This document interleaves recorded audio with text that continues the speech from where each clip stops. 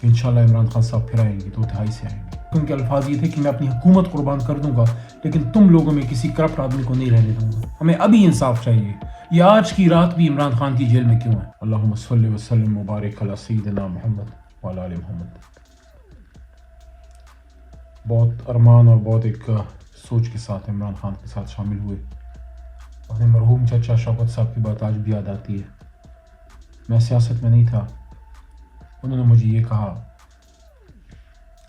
کہ آدمی اچھا آدمی ہے، نوجوان اس کے ساتھ ہے، ملک بنانے چلا ہے، آؤ اپنے خاندان کا حصہ ڈالیں.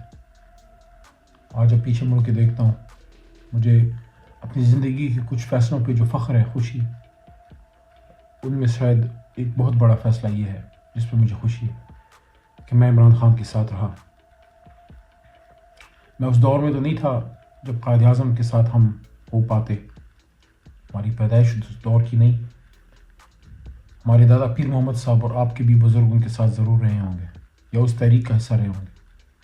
ہمارے تو دادا نے اس تحریک میں جیل بھی کاٹی، قائد اعظم کے ساتھ تھے. مجھے خوشی ہے کہ اس دور میں قائد اعظم کا کام جو آدمی کر رہا ہے ہم اس کے ساتھ ہیں.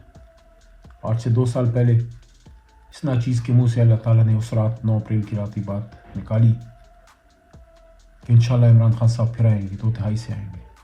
اور اس قوم کو سلام ہے کہ یہ قوم ان کو 2/3 سے نہیں 3/4 سے لے کے آ گئی. میجورٹی سیٹس تحریک انصاف جیت گئی. یہ علیحدہ بات ہے کہ ظلم ہوا، زیادتی ہوئی اور وہ سیٹیں عمران خان صاحب سے لے لی گئی، تحریک انصاف سے لے لی گئی، نشان لے لیا گیا، عمران خان صاحب کو جیل میں ڈال دیا گیا.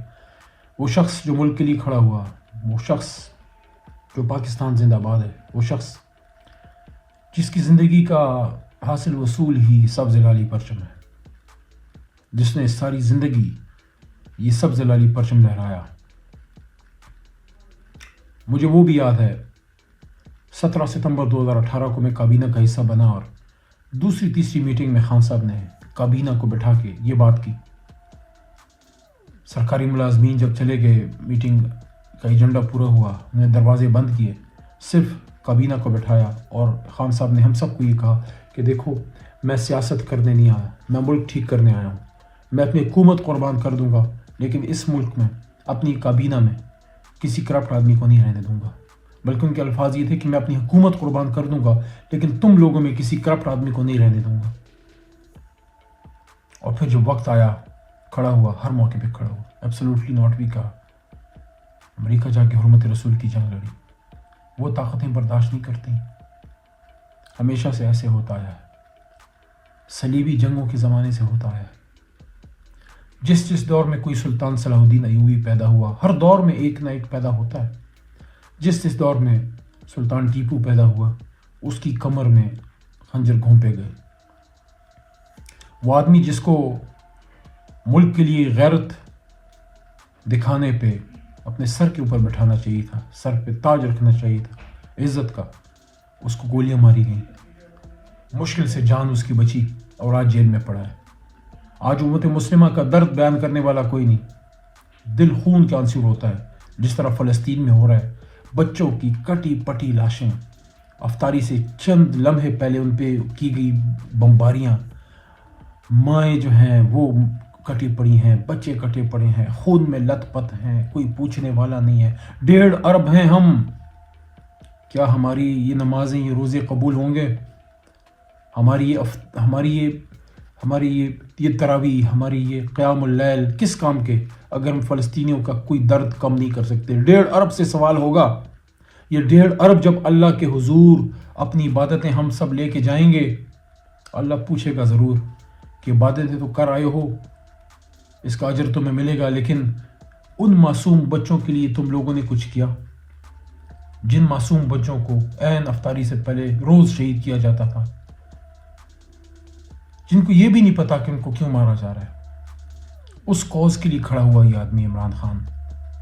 جب اس نے دوسری عالمی کانفرنس میں یہ بات کی عالمی دنیا کو، اسلامی دنوں کے، آؤ ہم ایک اسلامک بلاک بناتے ہیں جو اسرائیل کے خلاف، فلسطین کے لیے، کشمیر کے لیے اپنی آواز اٹھائے گا، جہاں دنیا میں مسلمان کے ساتھ زیادتی ہوگی اپنی آواز اٹھائے گا. آج ہم نے معمولی چیزوں پہ اس کو اندر ڈال دیا ہے، اس کو جیل میں ڈال دیا ہے.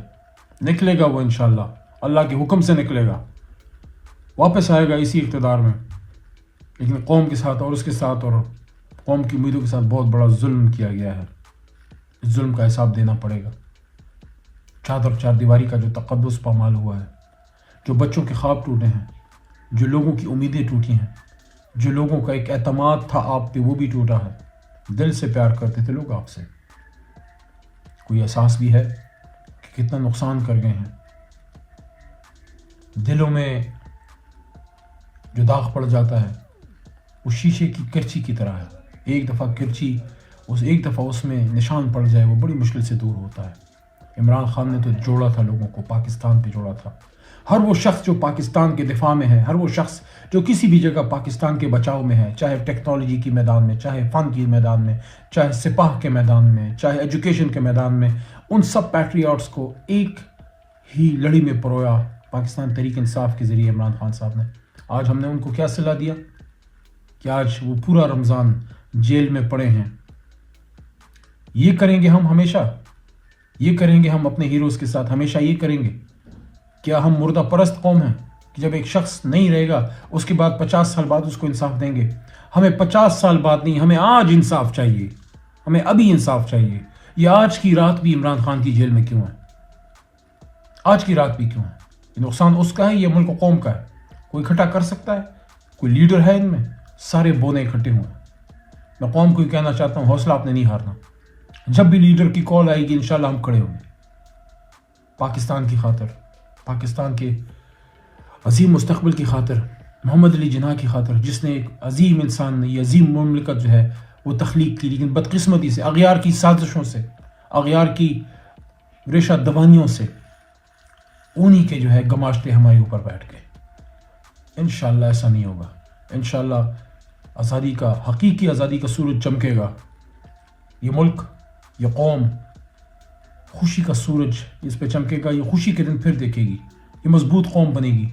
یہ دنیا کی قوموں کا لوہا بنے گی یہ پاکستان، اور عمران خان صاحب کی لیڈرشپ میں ہی بنے گی انشاءاللہ. ہمارے حوصلے جوان ہیں، تکلیف بہت صحیح ہے، اور کے لیے بھی تیار ہے پاکستان کی خاطر.